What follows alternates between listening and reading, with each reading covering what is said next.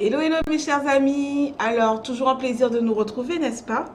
Nous voici partis pour notre 5e épisode de notre série d'études Comprendre le sanctuaire simplement. Alors, ce soir, nous allons comprendre ensemble et aborder la question du lieu très saint. Quelle est donc la composition du lieu très saint? Vous êtes prêts? N'oubliez pas votre outil essentiel pour l'étude de la parole de Dieu, évidemment, la Bible. Rappelez-vous, mes chers amis, dans un premier temps, nous avons vu la première partie du sanctuaire, qui était quoi? Vous vous rappelez? Petit quiz. Le parvis. Très bien. Le parvis, donc, qui entoure, donc, ok, le lieu saint et le lieu très saint. Et donc, sur le parvis, il y a combien d'ustensiles? 2 ustensiles, très bien. L'autel des sacrifices et la cuve des reins, d'accord? La cuve des ablutions. Nous avons détaillé et développé les 3 ustensiles qui composent le quoi? Le lieu saint. Nous avons parlé donc du chandelier, d'accord, à 7 branches. Nous avons parlé de la table des pains de proposition. Et nous avons également abordé la question de l'autel des parfums qui était situé donc juste devant le voile, l'entrée donc du lieu très saint. Alors ce soir, nous allons donc vraiment en profondeur. Donc vous avez vu que nous cheminons, nous sommes entrés par la porte, nous sommes passés sur le parvis, nous avons offert des sacrifices, nous avons lavé les mains, lavé les pieds, nous sommes entrés dans le lieu saint et puis nous avons cheminé au sein du lieu saint pour pouvoir maintenant entrer dans le lieu très saint, le saint des saints. Alors, dans le lieu très saint, il n'y avait qu'un seul et unique objet. Alors, encore une fois, ne vous fiez pas à ces 3 éléments, d'accord? Puisque à côté, en fait, nous avons simplement mis ce qu'il y avait à l'intérieur, d'accord, de ce fameux objet que nous allons voir tout de suite. Mais il n'y a qu'un seul objet dans le lieu très saint. Donc, moyen mémotechnique pour retenir, mes chers amis, 2, 3, 1. 2 objets, 2 ustensiles sur le parvis, 3 objets dans le lieu saint, 1 objet dans le lieu très saint. 2, 3, 1. 2, 3, 1. Pour pouvoir entrer dans le lieu très saint, mes chers amis, que voyons-nous? Nous voyons qu'il y a un voile. Alors, à quoi sert ce voile? Alors, la parole de Dieu nous dit dans Exode 26, verset 31, Exode 26, verset 31, « Tu feras un voile bleu, pourpre et cramoisi, et de fin lin retors. Il sera artistement travaillé, et l'on y représentera des chérubins. » Nous parlons de ce voile-ci qui sépare donc le lieu saint du lieu très saint. Ce voile ici, mes chers amis, était un voile bleu, pourpre et cramoisi, lin. Et le Seigneur nous dit dans Exode 26, verset 31, que ce voile-ci est artistement travaillé. Le Seigneur est un artiste. Magnifique, n'est-ce pas? Sur ce voile, d'accord, donc de ces couleurs, étaient représentés donc des chérubins, donc ce sont des anges. Pour ceux qui ne le savent pas, les chérubins, ce sont des anges. Alors, le lieu très saint est la deuxième partie de la tente d'assignation. Rappelez-vous, nous parlons de tente d'assignation, particulièrement pour cette partie du sanctuaire. Le sanctuaire, c'est tout cela, d'accord? Et nous parlons particulièrement de tente d'assignation parce que sur le lieu saint, le toit, d'accord, le plafond, le toit du lieu saint et du lieu très saint, en fait, c'était des toiles qui étaient tirées. D'accord? Donc, c'est une tente, en fait, avec 2 appartements. Une tente qui comprend 2 appartements. Le lieu saint, premier appartement, et le lieu très saint, deuxième appartement. Donc, le lieu très saint, en fait, c'est la deuxième partie de la tente d'assignation. D'accord?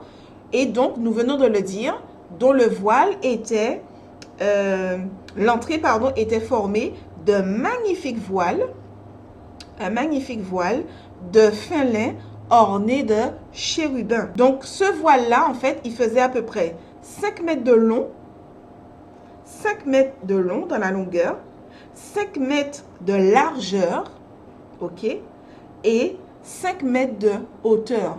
Donc, on voit vraiment que c'était pas simplement un voile, un petit rideau là, comme j'ai derrière moi, hein, pas du tout, mais c'était vraiment un voile qui était consistant, qui était imposant. D'accord? Une fois par année, mes chers amis, au jour des expiations, vous inquiétez pas, nous allons voir les sacrifices, les services qui étaient faits au sein du sanctuaire. Mais c'est juste pour que vous puissiez savoir que une fois par année, au jour des expiations, le souverain sacrificateur, nous allons également voir qui est le souverain sacrificateur, entrait dans le lieu très saint pour accomplir le service de purification. Donc, ici, il y avait des pains de proposition dans le lieu saint, rappelez-vous, qui étaient mangés et qui étaient renouvelés à chaque sabbat. Ici, donc, dans l'autel des parfums, il y avait donc des parfums de l'encens qui était brûlé, d'accord, et qui était consacré à l'Éternel et qui était, oui, consacré et devait être strictement respecté dans les proportions, dans le mélange qui était fait, d'accord. Et enfin, le chandelier qui était la seule lumière qui illuminait, d'accord, la tente d'assignation. Quotidiennement, le travail des sacrificateurs et du souverain sacrificateur était donc de pouvoir s'assurer que tout cela fonctionnait correctement, remplir donc la table des pains de proposition, renouveler le pain, pardon, également s'assurer que l'encens ne manque jamais, que l'autel des parfums ne manque jamais d'encens et que l'huile non plus ne se terminait jamais. Et maintenant, donc, nous voyons que le lieu très saint, eh bien, en fait, ce n'était pas les sacrificateurs qui avaient le droit et l'autorisation de rentrer dans le lieu très saint.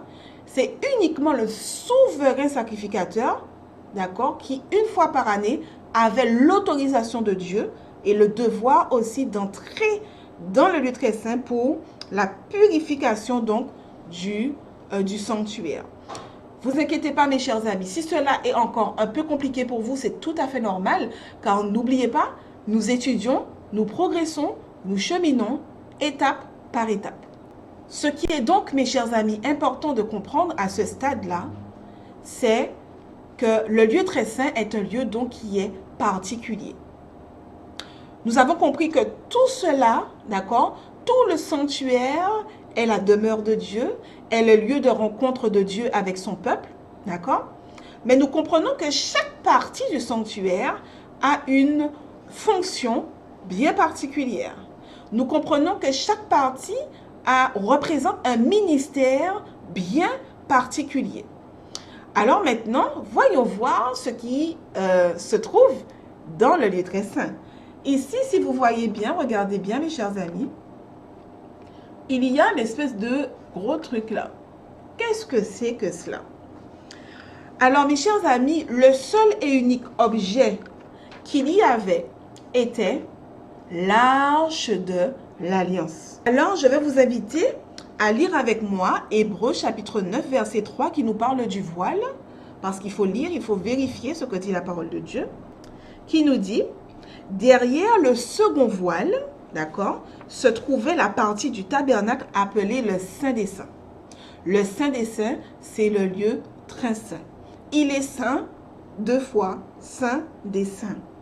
Et puis, nous allons continuer en lisant donc Exode 25, verset 10. Exode 25, verset 10. Ils feront une arche de bois d'acacia. Sa longueur sera de 2 coudées et demi, sa largeur d'une coudée et demie et sa hauteur d'une coudée et demie. Donc, tout simplement pour voir que effectivement, le Seigneur a bel et bien ordonné au peuple d'Israël de pouvoir construire une arche. L'arche de l'alliance, donc, était formée d'un coffre d'acacia recouvert d'or en dedans et en dehors. L'arche de l'alliance était recouverte d'or à l'extérieur comme à l'intérieur.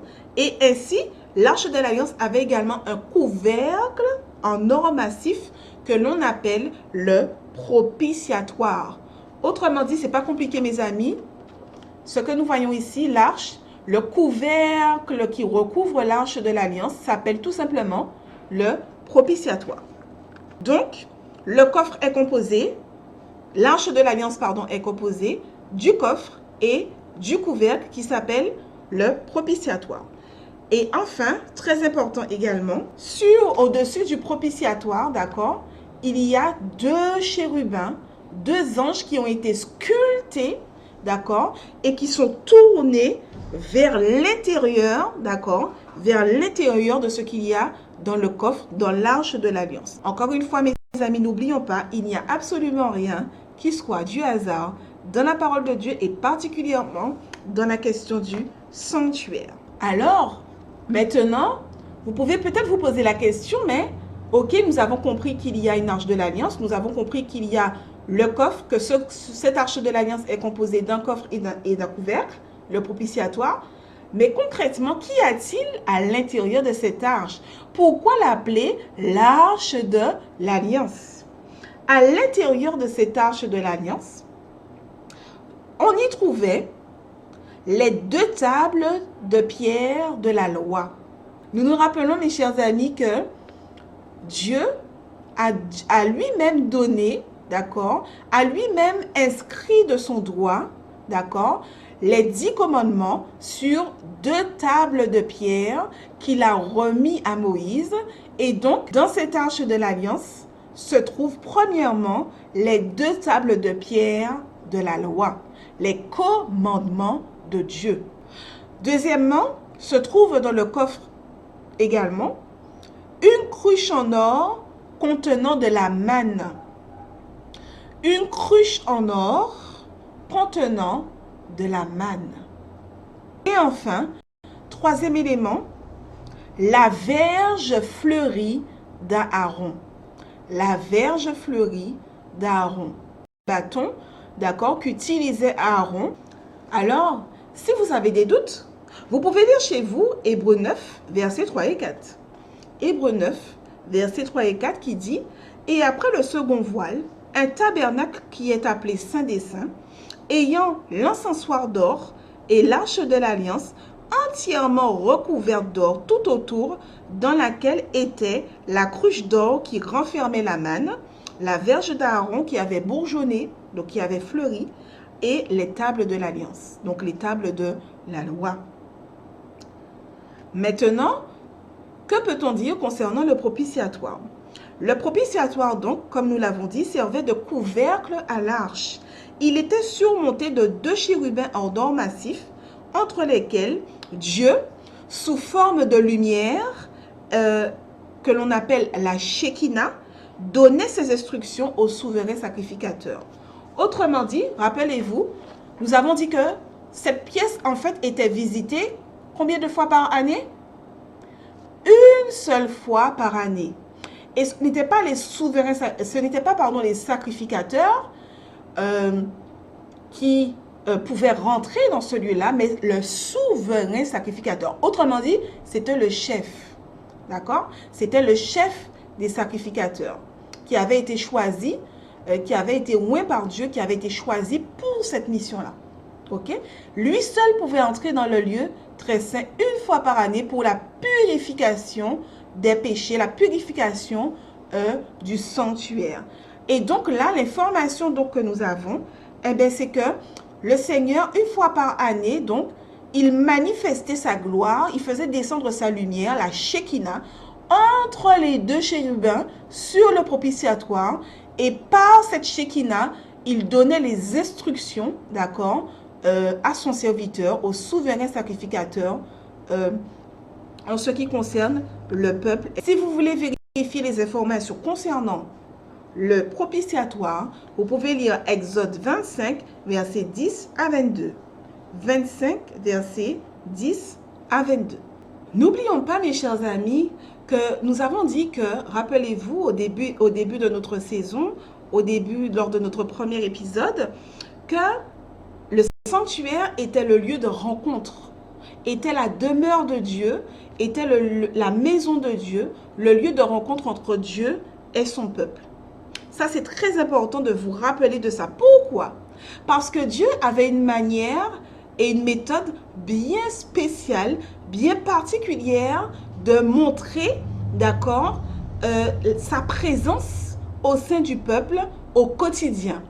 Et oui, mes chers amis, il faut savoir que n'oublions pas que ceci est le lieu de rencontre avec Dieu. Dieu se manifestait par la présence d'une nuée. D'accord? Une nuée, en fait, d'accord, était présente jour et nuit et qui symbolisait la présence de Dieu. Donc, dans le sanctuaire, Dieu se manifestait sous la représentation d'une nuée lumineuse. D'accord? Donc, il y avait une nuée en permanence qui était là, qui était présente et qui symbolisait la manifestation de Dieu, la présence de Dieu dans le sanctuaire et donc au milieu de son peuple. La source de cette nuée lumineuse provenait de la Shekinah, rappelez-vous, qui était donc la Shekinah qui se manifestait entre les deux chérubins du propitiatoire. À l'extérieur maintenant, ça c'était dans le sanctuaire. À l'extérieur du sanctuaire, cette fameuse nuée en fait protégeait le peuple du soleil, d'accord, qui était brûlant pendant le jour, et elle devenait du feu qui éclairait pendant la nuit et qui réchauffait aussi le camp pendant la nuit. Imaginez-vous donc cette puissance, la puissance qui se dégageait de cette fameuse nuée pendant le jour pour protéger le peuple. Mes chers amis, n'oublions pas que le peuple d'Israël, c'était des milliers et des milliers de personnes. D'accord?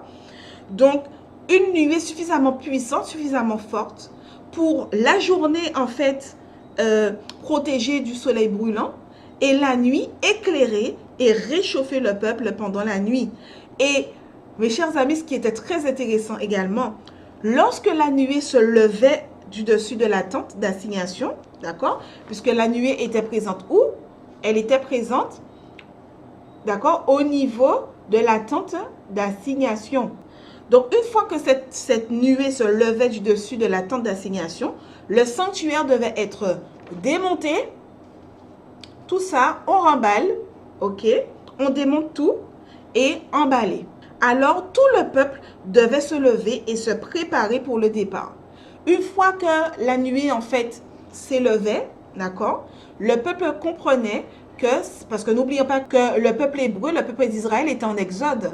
Et donc, qui dit exode dit nomade. Donc, une fois que la nuée, en fait, la nuée se déplaçait, se levait, le peuple comprenait alors qu'il était le moment de plier tout cela, d'emballer tout cela et de se préparer eux-mêmes pour partir ailleurs.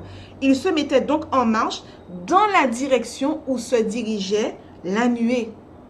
Donc, la nuée, Dieu réellement conduisait le peuple. Non seulement il manifestait sa présence, mais il conduisait le peuple également. Il marchait derrière la nuée. Et une fois que la nuée s'arrêtait, eh bien, le peuple s'arrêtait ou la nuée s'était arrêtée. Nous pouvons également toujours, mes chers amis, nous devons vérifier ce que nous disons dans Exode 9, versets 15 à 17. Exode 9, versets 15 à 17, mais chez vous, vous pouvez lire jusqu'au verset 23. Exode 9, versets 15 à 23, et nous allons lire que 15 à 17, qui dit « Le jour où le tabernacle fut dressé, la nuée couvrit le tabernacle. » La nuée couvrit le tabernacle, d'accord? La tente d'assignation. Et depuis le soir jusqu'au matin, elle eut sur le tabernacle l'apparence d'un feu. Il en fut continuellement ainsi. La nuée couvrait le tabernacle et elle avait de nuit l'apparence d'un feu. Verset 17, quand la nuée s'élevait au-dessus de la tente, les enfants d'Israël partaient et les enfants d'Israël campaient dans le lieu où s'arrêtait la nuée. Nous pouvons lire également, pour être sûr que cela venait réellement de Dieu, mes chers amis, lisons ensemble le livre de Nombres,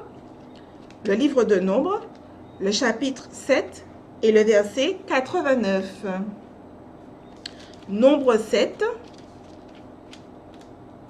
et le verset 89. Alors, qui nous dit? Lorsque Moïse entrait dans la tente d'assignation pour parler avec l'Éternel, il entendait la voix qui lui parlait du haut du propitiatoire, placé sur l'arche du témoignage entre les deux chérubins, et il parlait avec l'Éternel. Donc l'Éternel se manifestait où? Dans le lieu très saint, et ou particulièrement sur le propitiatoire entre les deux chérubins, ce feu, d'accord, cette Shekinah qui émanait, et à travers cela, l'Éternel pouvait converser avec Moïse. Je vous invite également à la maison, mes chers amis, à lire Exode 40, versets 34 à 38, Lévitique 16, verset 2, et Nombre 14, verset 14. Si cela va un peu trop vite pour vous, ne vous inquiétez pas. Vous avez la possibilité justement, mes chers amis, de mettre pause. Vous avez la possibilité aussi de faire des captures écran, d'accord? N'hésitons pas à utiliser tous les moyens technologiques que nous pouvons avoir afin de pouvoir étudier tranquillement à la maison, revenir sur les épisodes, revenir sur les versets. N'hésitez pas, mes chers amis, à la maison à aller beaucoup plus loin que ce que nous voyons ensemble. En tout cas, la première saison est terminée. La saison 1 est terminée de notre étude, comprendre le sanctuaire simplement. Maintenant, dans la prochaine vidéo, mes chers amis, nous allons pouvoir entamer notre saison 2, les services du sanctuaire terrestre et céleste. Wouh! Cela veut dire qu'il y a un sanctuaire céleste? C'est ce que nous découvrons la prochaine fois, mes chers amis. À très vite!